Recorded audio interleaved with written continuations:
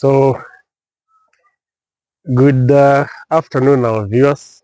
Welcome once again to my YouTube channel. This is Dr. Adela. Today we have a very special guest, and we have an interesting discussion that we want to have with him. I will let him introduce himself. Hi viewers, Mhm. I'm Odero Felixton, a doctor. Mm. I'm here with my fellow Yes, vet, he's a Daktari, veterinary doctor. Yes. Dr. Karibu sana Adera. daktari. It's a Yeah. pleasure being here. Yes. And Mhm. I'll confirm that today's topic is very interesting. Very, very interesting. You're gonna learn a lot. Yeah. So stay tuned. Yeah. Ensure that you watch from the Yeah. beginning till the end so that Mhm. you get educated. Yeah. Yeah.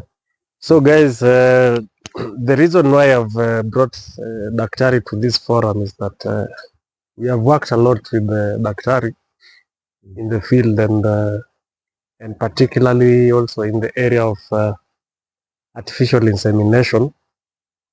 And today we want to discuss a number of things, and one of them is what did we say? So the first issue we're going to talk about how to make Yes, artificial insemination successful. successful. How do you make your artificial insemination successful? Because I don't want to say AI, because when I say AI, Yeah, people do computer will imagine another artificial thing like intelligence. artificial intelligence. Yeah. But in our language, it's artificial insemination. Insemination. So maybe Daktari, you can tell them that how do farmers make their AI successful? Because Yeah. we have had problems with a number of farmers, as you know. Yeah. Some of them, either their cows fail to conceive. Some of them, if the animal conceives, it will probably abort, things Yeah. like premature birth. But we want AI to be successful to the point of calving. We want to have that calf because the calf is very important for the future of your herd. Sure. Yes, so maybe also, Daktari, you can give us your thoughts on that. Okay. To Yeah, start with, artificial insemination is a game changer, yeah. especially here in Africa. Mm. Now, as you know, that the dairy breeds, Mhm. most of them were imported or brought into Kenya. Yes, so they're From exotic. Yeah, they're Kind exotic. of exotic, yeah. Yeah, and now imagine Mhm.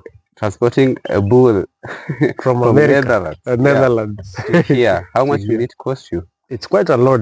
It's In very fact, it's expensive. not an easy procedure Sure. because remember also you have to clear in terms of there are things called transboundary diseases. Yeah. They probably will be very strict on that. Yeah, and that time consuming Yes, too. time consuming. The Yeah. animal could die along the way. Then the stress factor The also stress factor. interfering with the semen quality. Yes. Yeah, so Mhm. I can confirm that AI, AI is the alright, way to go. it's the way to go. So for those who don't know AI, maybe you can tell me, because I know there are people who are wondering, what is this AI? What is this artificial insemination? Artificial insemination. Yeah. Like you find that some people are used to using bulls to serve the cows. Mm-hmm. Yeah, that's called natural mating. Yeah. But there's a game changer which came called artificial insemination, whereby semen is harvested from the bull, and then a qualified technician or a veterinary surgeon uses that semen to serve a cow. Yes. Yeah. So there's someone who reminded me.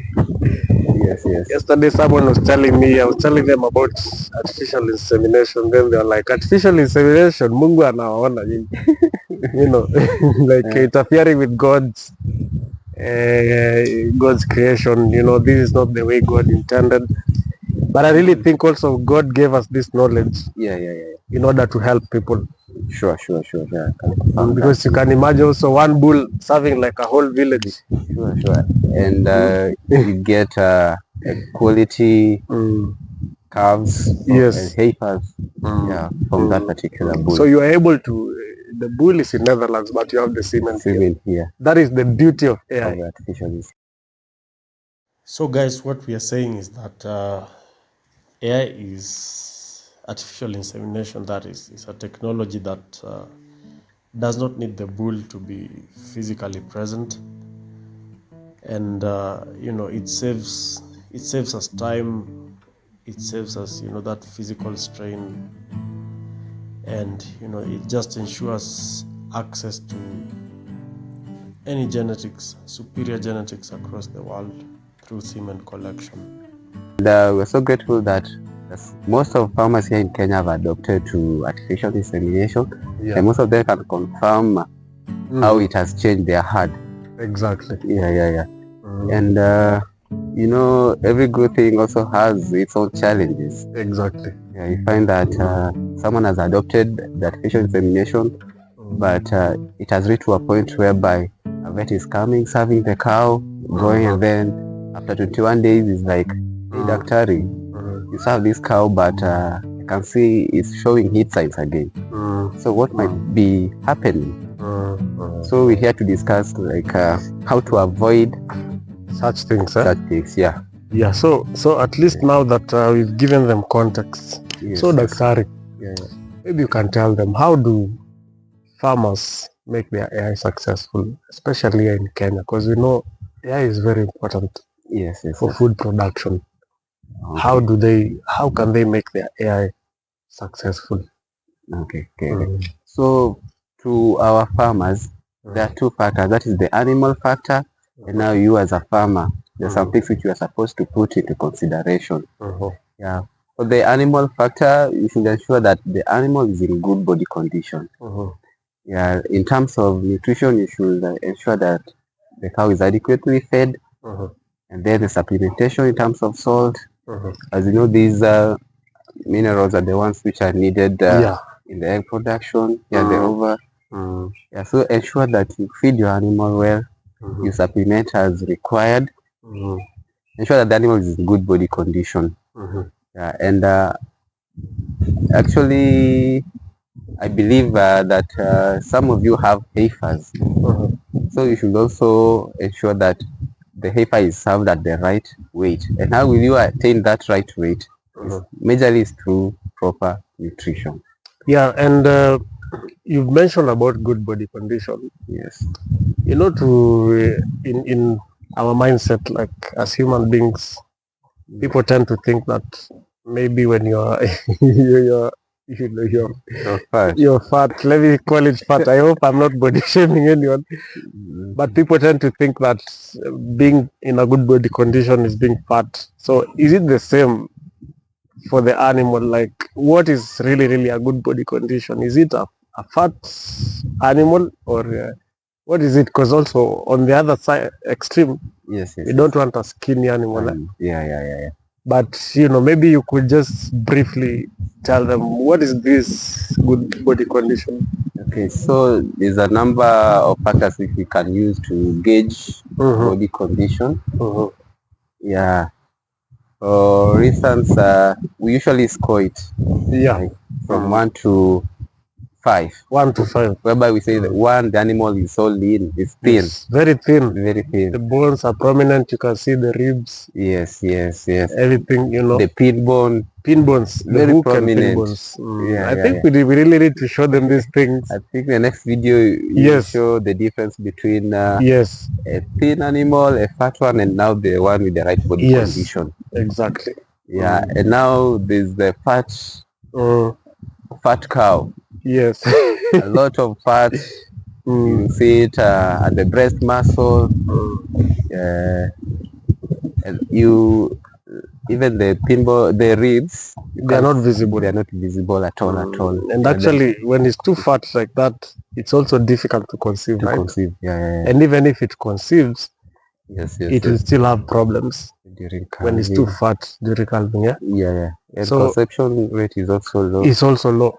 The fat is covering even the ovary. Yes, we do not want fatty ovaries. Yeah. Because remember, in the female, it's the ovary that carries the egg of the female. Yes. So by good body condition, something there in between. Maybe somewhere in the region of maybe I would say 3. 3. Yeah. 3.5 maybe. 3.5, the extreme. Yeah. But not on either extremes. Extreme. Not a thin one, and not a fat one. one. Because you know, we know our farmers. Our farmers see an animal is big, it's fat, and it's like, no, this animal is good. In fact, sometimes even they even think it's pregnant. Sure, and you come do a pregnancy diagnosis. You realize it's not pregnant. Yeah, and the animal is not cycling through due to the overweight.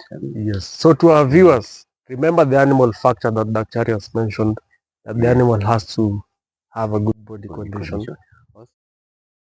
Measuring body condition is a simple, accurate, and applicable tool that helps to predict the fertility of the animal, and especially those animals that are in the postpartum period, that is the ones that have already given birth and then the period after birth.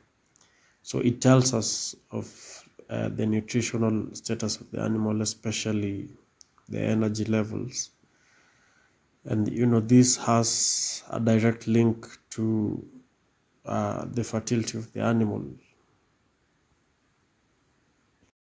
So you should ensure that your animal is healthy. Yes. Yeah. So ensure you are close to your vet. The moment you see your cow is showing is deviating from the normal life or the way it behaves, then it should ring alarm on you that I need to consult my vet. Yes. Early enough when the condition has not gone to the extreme, so that he can manage the condition and the animal comes back to health. Yeah. And a healthy animal is most probably to conceive. Yes. Unlike a sick animal. Because disease brings stress to the animal, and the animal won't conceive if it is stressed. Very true. So your animal has to be free from diseases. That means, if you vaccinate, there are certain diseases you have to vaccinate. You also have to make sure your deworming is timed properly. Yeah, the routine. The routine things like deworming, Yeah. Because we don't want the animal having worms. Yeah. And also maybe in terms of skin condition, because the skin also tells us the state of things like deficiencies, any deficiency like minerals, but now that is nutrition. Yeah, so in terms of diseases, it has to be clear, and this also includes reproductive diseases. Sure. So I think this is something that our farmers really need to know, that your animal has to be healthy at all times. So staying close to your vet is important. It helps you to know these things, because your vet is able to examine your animal and things like that. True. Able to notice, to see what you cannot see. Yeah, you can see. You're able to see what the farmer cannot see. Yeah. Yes. Exactly. So those are the animal factors which you have pinpointed. We've spoken about nutrition, right? Yeah. And minerals supplementation. And now the diseases also we have talked about. Yeah. So the animal has to have minerals proper. Yeah. Suited for it. Yes. So again, that is a thing I've noticed in some farmers. Yeah. They don't see the need of prioritizing on minerals, and this includes powdered minerals and block minerals, because in most places you'll find the blocks. The blocks, sure. But the powdered mineral is not there. Yeah. And we know that block is kind of it's general. Yeah. For all production stages. Yeah. You can just put it there. A dry cow can lick. A pregnant cow, a calf. Yeah.